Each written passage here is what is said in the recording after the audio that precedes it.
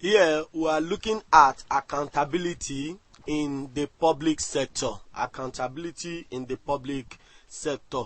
Under this topic, we shall be looking at, we'll look at the introduction, we'll look at the concept of accountability in public sector, fiscal transparency.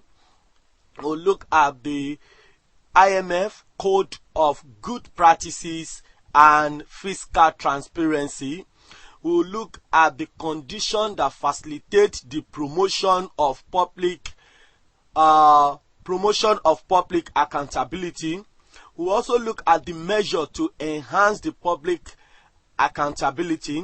We will look at why there still exists no effect in public accountability in Nigeria, where there still exists no effect in public accountability in Nigeria, and we'll look at some examples, some questions at the end of this.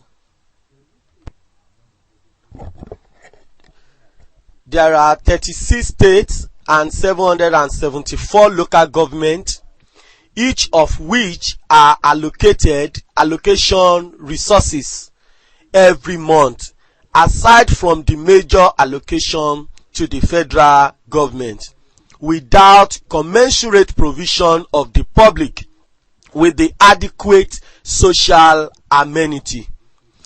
This chapter differentiates between accounting in the public sector and private sector and the concept of public accountability. Under this topic, we shall be looking at the difference between accounting in public sector and private sector, and majorly the concept of public accountability. Concept of accountability in public sector.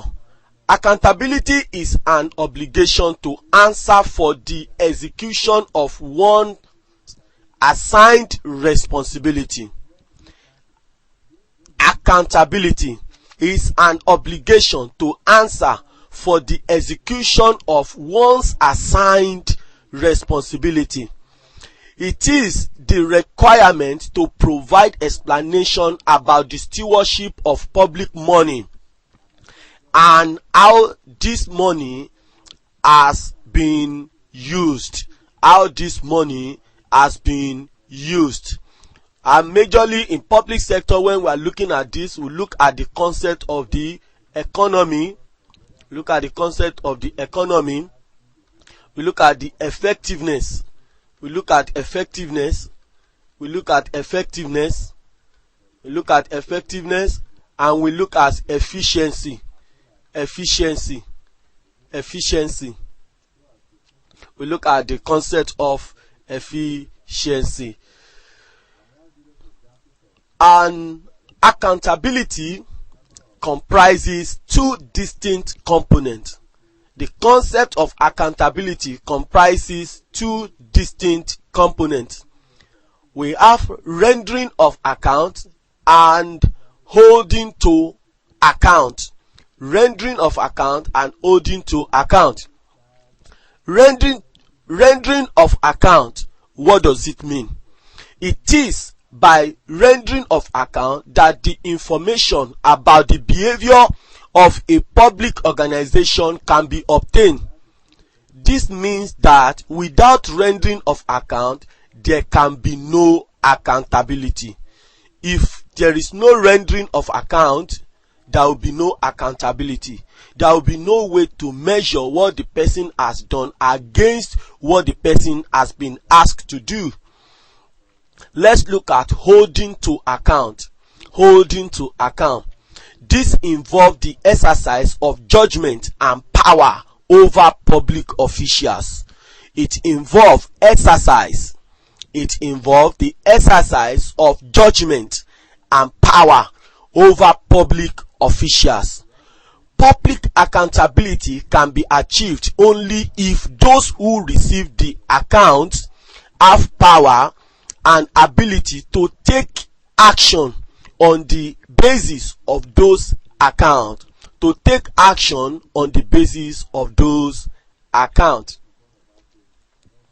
Accountability is not just about the responsibility of public officer. Accountability is not just about the responsibility of public officer and the institution to the people they support to service,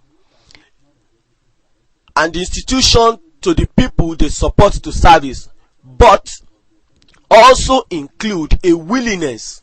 It also include a willingness on the part of the office holder to submit to scrutiny, to submit the account,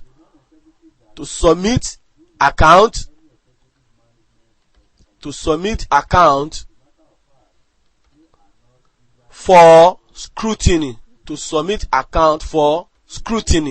that means for examination, to submit the account, just like the Accountant General of the Federation is required to submit account to the Accountant General, to the Auditor General for the Federation. Appropriate scrutiny, appropriate to the office he is holding. Examination, appropriate to the office he is holding. The principal means by which government department discharge its accountability responsibility is through public reporting, which lead us to the concept of fiscal transparency. Let's quickly look at the concept of fiscal transparency. What does this mean? This is the aspect of accountability which requires government to carry out all aspects of budgeting responsibility with openness.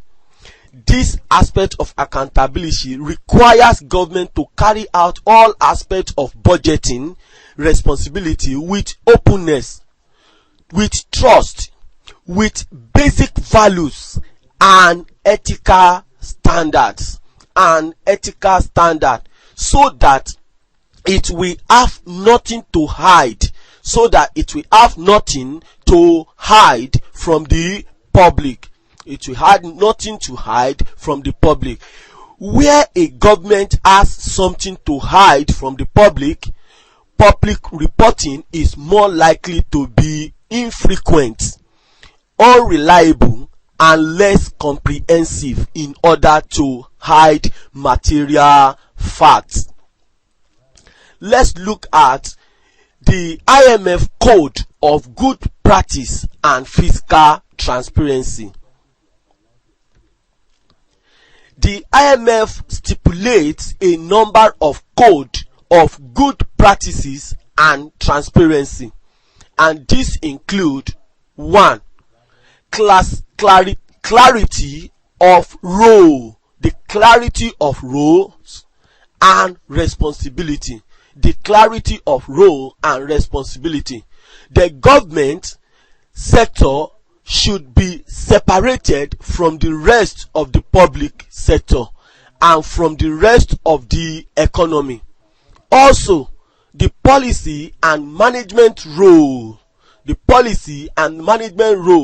within public sector should be clearly stated and publicly disclosed. 2. Open budget process. Application of open budget process. Adoption of open budget process. There should be clear procedure for budget execution, monitoring, and reporting. The budget preparation should be guided by well-designed macroeconomy and fiscal policy objective. A budget preparation should be guided by well-designed macroeconomy and fiscal policy objective, and it is by this that some of these malpractices or corrupt practices can be mitigated. let's look at the public availability of information. Public availability of information is another point. The public should be provided with comprehensive information on past, current, and projected fiscal activity, on the major fiscal risk. The central government, which is the federal government, should publish information on the level and composition of its debt, and financial asset, significant non-debt liability, natural resources asset. Fiscal information should be presented in a way that facilitates policy analysis and promote accountability.